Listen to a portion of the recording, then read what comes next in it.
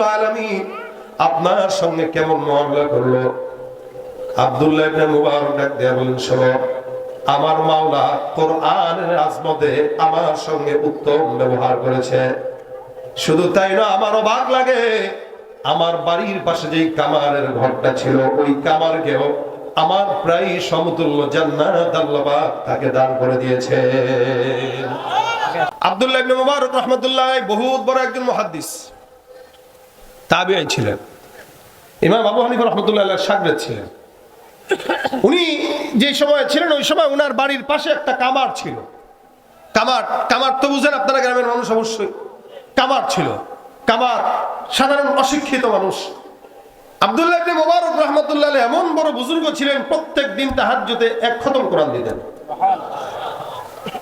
শুধু তাই না, প্রতি বছর হজের সফরে নিজস্ব টাকা দিয়ে 1000 মানুষকে হজ করাইতেন। আমরা ভাই ফকিরের জাত, নিজেরাই তো করতে পারি না। তারা ইবাদতেও যেমন ছিল, ইলমেও যেমন ছিল, আর্থিক দিক থেকেও তেমন ছিল। তাদের ইলমের জন্য দুনিয়া ছাড়ে নাই, আর দুনিয়ার জন্য ইলমও ছাড়ে নাই, দুটোই টিকায় রাখছে। আল্লাহর প্রিয় বান্দার যারা, আল্লাহ দুনিয়া দেয়, আখিরাতও দেয়, দুনিয়াও দেয়, আখিরাতও দেয়। 1000 মানুষকে হজ করানো মানেটা কি বুঝেন? কত বছর আগে। শুধু তাই না, মক্কার ওকাজ বাজার ছিল তখন। উনি বলে দিতেন, এই ওকাজ বাজার আমার 1000 হাজিরা, যার যা মন চায় নিবে, কেউ টাকা নিবা না, ওদের টাকা আমি আব্দুল্লাহ ইবনে মুবারক দেব। এই হলো হাল।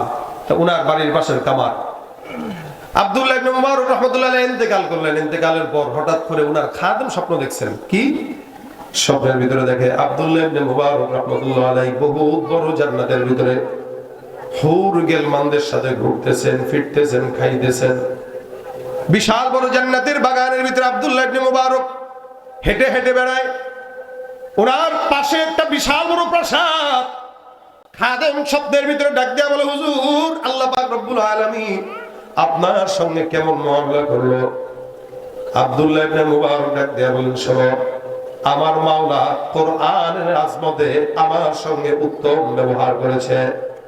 শুধু তাই না, আমার অবাক লাগে, আমার বাড়ির পাশে যেই কামারের ঘরটা ছিল, ওই কামারকেও আমার প্রায় সমতুল্য জান্নাত আল্লাহ পাক তাকে দান করে দিয়েছে। আব্দুল্লাহ ইবনে মুবারক রাহমাতুল্লাহ আলাইহি স্বপ্নের ভিতরে বলছেন, উনার পাশের যেই খাদেম আছে, কামার আছে, কামারের যতটুকু জান্নাত তার ততটুকু জান্নাত। আল্লাহর বান্দা ঘুম ভেঙে যায়, ঘুম ভাগার পর তাকায় দেখে, আরে কিরে, আমি তো জান্নাতের মধ্যে না, আমি তো ঘুমের মধ্যে দেখলাম।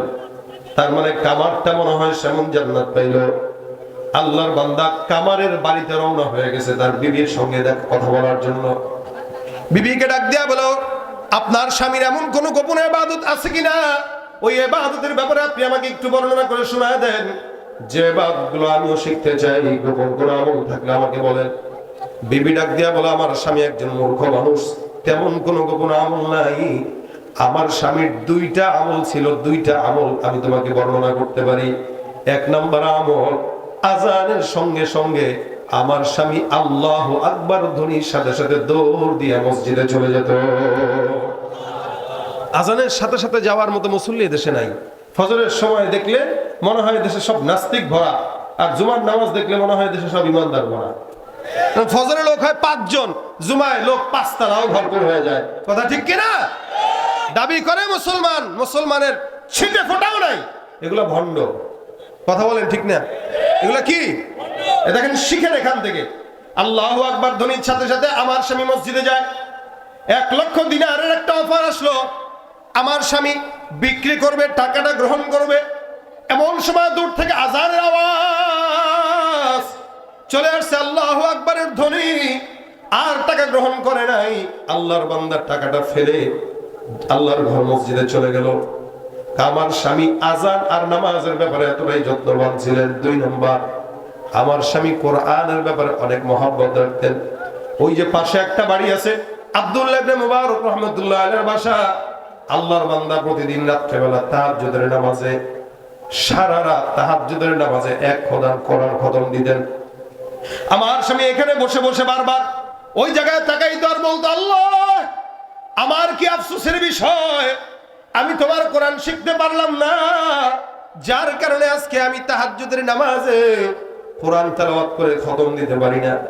আব্দুল্লাহ ইবনে মুবারক কত দামি মানুষ, যার কারণে কোরআন খতম দিয়ে নামাজের মধ্যে তেলাওয়াত করে, মালিক আমাকেও তুমি তার মতো যদি বানাইতা, আমিও তার মতো কোরআন তেলাওয়াত করতাম। হে রব্বুল আলামিন আল্লাহ, আমি তার মতো হইতে পারি নাই, কিন্তু তার সঙ্গে আমার দিলের মহাব্বত রাখি। আল্লাহ তুমি ওই লোকের সঙ্গে আমাকে তার সাথে একসাথে জান্নাত দিয়ে দিও। আমার স্বামী নামাজের প্রতি ছিল যত্নবান। 2 নম্বরে আমার স্বামীকে আমি কখনো দেখি নাই প্রতি রাত্রেবেলা তার দিকে তাকায় তাকায় কোরআন পড়ার জন্য আফসোস করত। এই 2টা আমল ছাড়া আমার স্বামীর আর কোনো আমল ছিল না। আল্লাহ বান্দা ডাক দেয়া বলে, আল্লাহর কসম করে বলছি, কোরআনের প্রতি গোপন ভালোবাসা এমন থাকার কারণে আমার আল্লাহ আপনার স্বামীকে আব্দুল্লাহ ইবনে মুবারকের পাশেই জান্নাত দান করে দিয়েছে।